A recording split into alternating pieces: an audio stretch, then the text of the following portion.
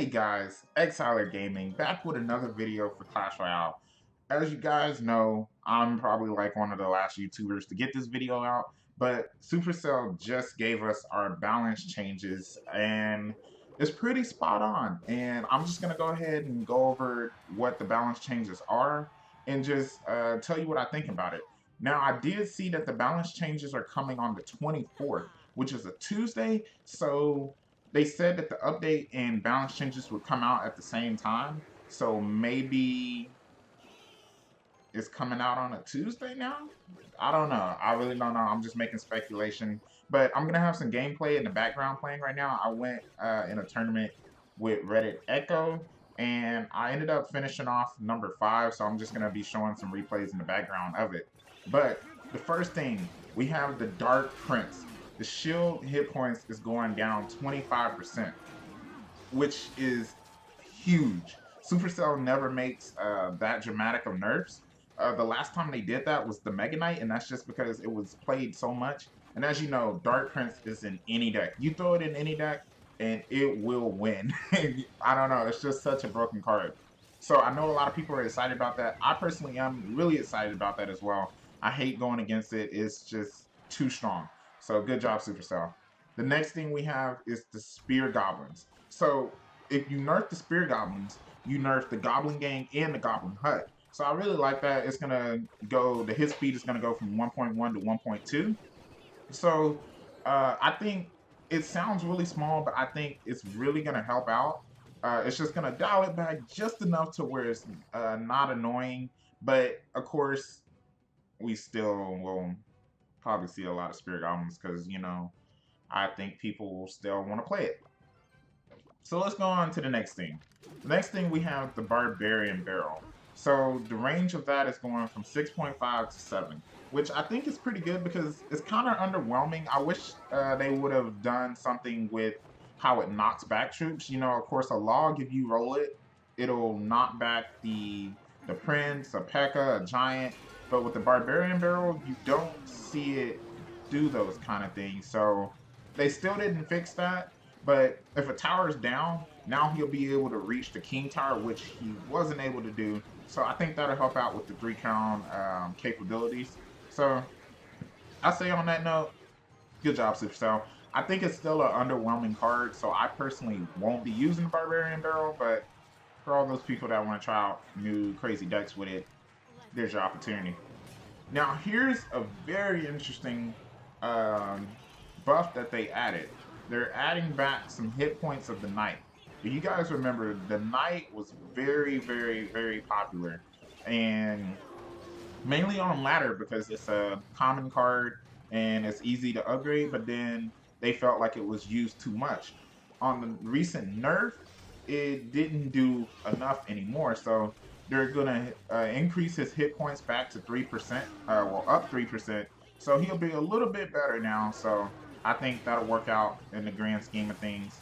So I'm pretty happy about that.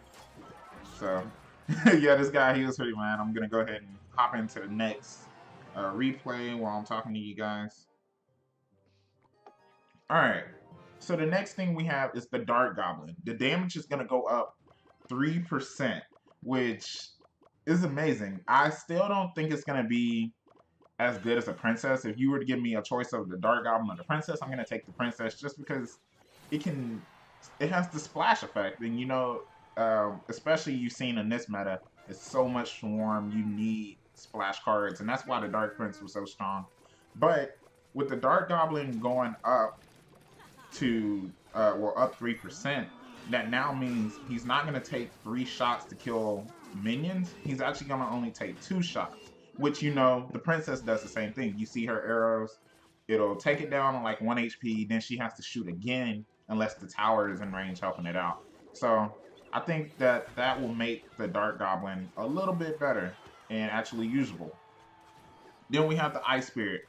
The area damage is going down 4%, and the freeze duration is going from 1.5 to 1 second. So, I mean, everyone knows by now that Dark Goblin is, I mean, not Dark Goblin, the Ice Spirit is very versatile. You can, you know, put it in for just your help your cycle, and that really is why people love using it. And plus, it's a baby freeze. Why wouldn't you want to use the freeze? So it's going to be interesting to see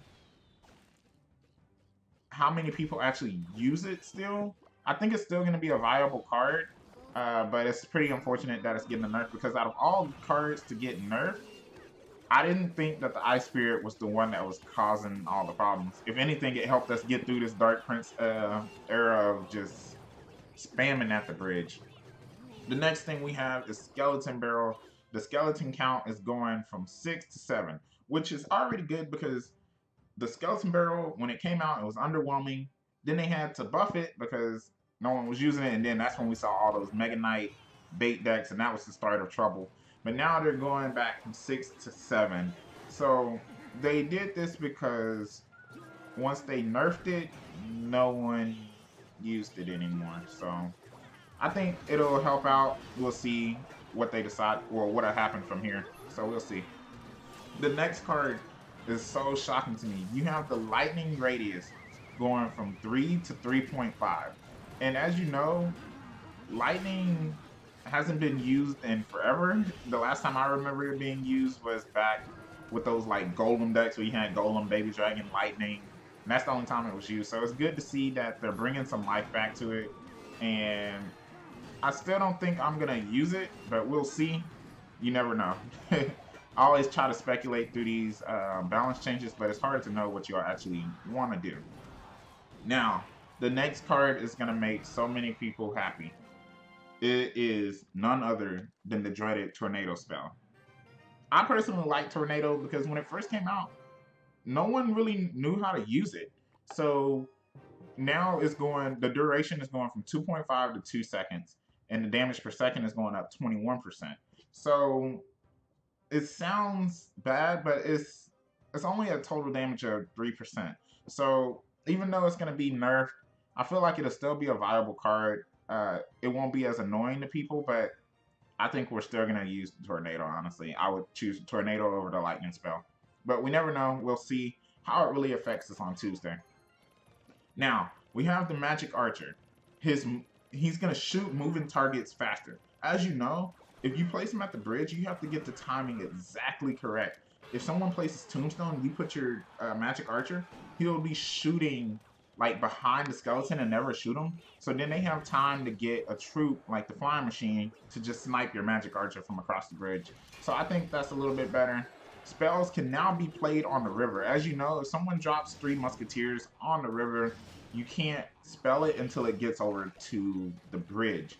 So I think that this micro interaction will actually help in the long run. So I'm looking forward to that. And then the last thing, it's not really nerfs or buffs, it's just things that they fixed. They fixed where the cannon cart wouldn't be, where it wasn't targeting after it lost its shield. You have the witch where it sometimes switched targets, which, who uses the witch? I think that was just helping out lower arena players. I hadn't seen a witch played in forever, so I don't know what that one's about. And then they said in rare cases the Sparky hit would reset if she's knocked out of range while charging.